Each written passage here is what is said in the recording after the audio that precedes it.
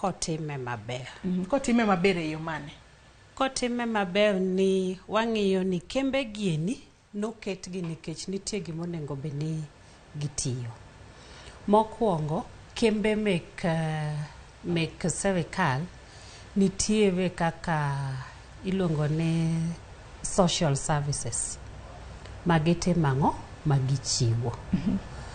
Thothgi king'iyo to ok nolosi ni mondo, ok noketi ni mondo ahinya ne ging'iyo ni omenda mage monego bed ni gitimo ang'o gikelo ne national budget.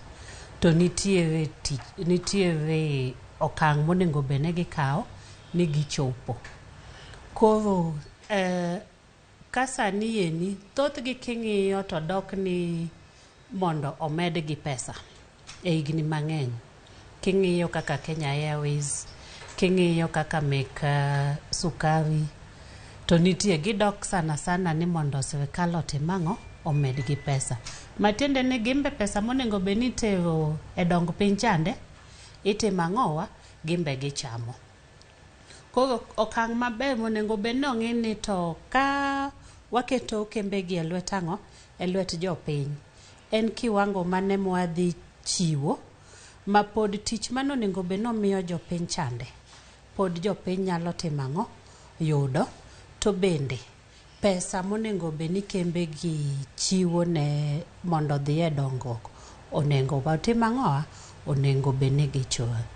Nitiere king'iyo tiboyudo ka nitiere kiwango ma ka sirikal ochiwo tiboyudo ka performance ama yuto ma sirikal dhi yudo e kembegi dhi timo ang'owa, dhi medore. Ka nyisi kata ni king'iyo kaka telecom nokete ang'owa e lwet jopiny.